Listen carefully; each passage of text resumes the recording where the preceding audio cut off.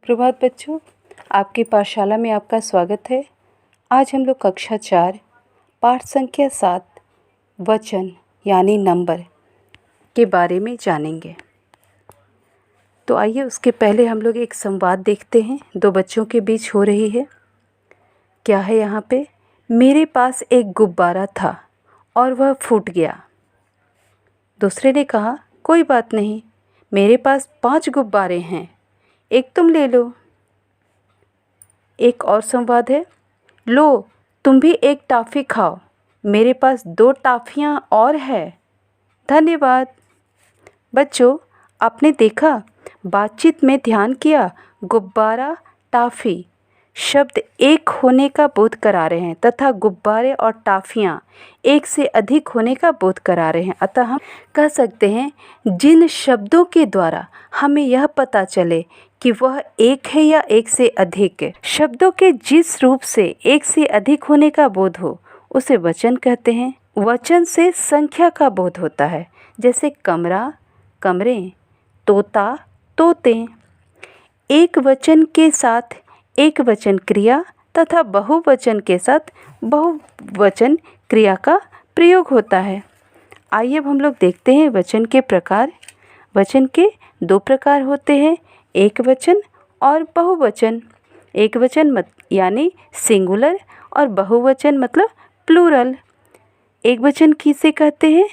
जिस शब्द से उसके एक होने का पता चले उसे एक वचन कहते हैं, जैसे चिड़िया आकाश में उड़ रही है। यह बहुवचन किसे कहते हैं? जिस शब्द से उसके एक से अधिक होने का पता चले उसे बहुवचन कहते हैं, जैसे चिड़िया आकाश में उड़ रही है। आइए देखते हैं वचन परिवर्तन कैसे होता है। वचन बदलने पर संज्ञा और क्रिया का रूप भी बदल जाता है, यानी एक वचन के साथ एक वचन क्रिया तथा बहुवचन के साथ बहुवचन क्रिया का प्रयोग होता है, जैसे झंडा, झंडे, कमीज़, कमीज़ें, रात, रातें। कुछ संज्ञा शब्द एक वचन और बहुवचन में एक समान ही होते हैं, जैसे बादल, आदमी, घर, पानी, पेड़, मंदिर, आंसू आदि। आदर देने के लिए एक वचन की जगह बहुवचन का प्रयोग किया जाता है, जैसे मेरे पिताजी ऑफिस आते हैं, प्रधानमंत्री दिल्ली में रहते हैं। कुछ शब्द एक वचन होने पर भी बहुवचन के रूप में प्रयोग किए जाते हैं, जैसे प्राण, दर्शन आदि। सांप को देखते ही मेरे प्राण सूख गए, मैंने भगवान के दर्शन किए। चलिए आगे हम लोग देखते हैं स्त्रीलिंग शब्दों का वचन परिवर्तन।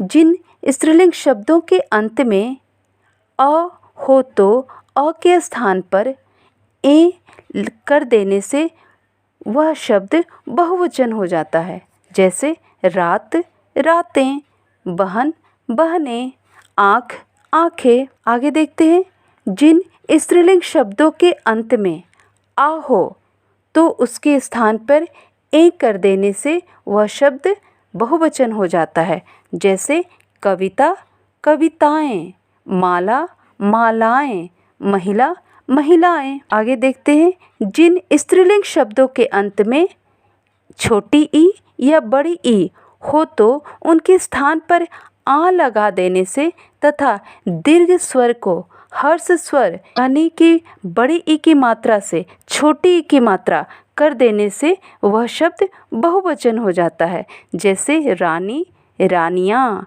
घड़ी, घड़ियाँ, मक्खी, मक्खियाँ, लड़की, लड़कियाँ।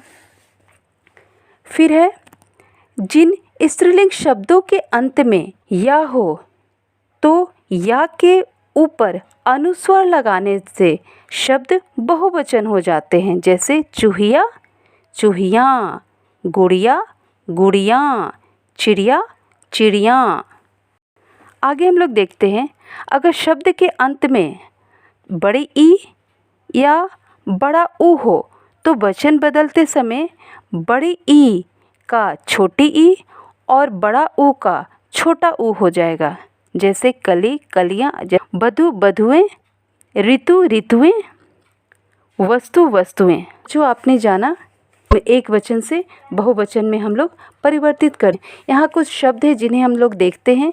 झंडा एक वचन, बहुवचन झंडे, एक वचन कमीज़, बहुवचन कमीज़ें, रात बहुवचन रातें, डंडा बहुवचन डंडे, आँख बहुवचन आँखें, मुर्गा बहुवचन मुर्गे, पौधा बहुवचन पौधे, पुस्तक बहुवचन पुस्तकें, बच्चा बहुवचन बच्चे, टोकरी बहुवचन टोकरियाँ। और भी ढेर सारे शब्द हैं बच्चों जिन्हें आप लोग देख सकते हैं और पढ़ सकते हैं। कुछ और मैं बताती हूँ। गुड़िया गुड़ियाँ, कौवा कौवे, रुपया रुपये, बहू बहुएँ, छुट्टी छुट्टियाँ, मिठाई मिठाइयाँ। संज्ञा का जो ज्ञान कराए वही तो बच्चों वचन कहलाए। एक वचन और बहुवचन दोनों इसके भेद कराए।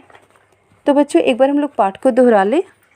वचन संख्या का बोध कराता है। दूसरा, जो शब्द एक ही संख्या का बोध कराते हैं वो एक वचन कहलाते हैं। जो शब्द एक से अधिक की संख्या का बोध कराते हैं वे बहुवचन होते हैं। फिर कभी कभी क्रिया के रूप में वचन की पहचान होती है। अपने से बड़े तथा आदरणीय व्यक्तियों के लिए हमेशा बहुवचन का प्रयोग होता है। कुछ शब्द हमेशा एक वचन और कुछ शब्द हमेशा बहुवचन में ही प्रयुक्त होते हैं। धन्यवाद बच्चों।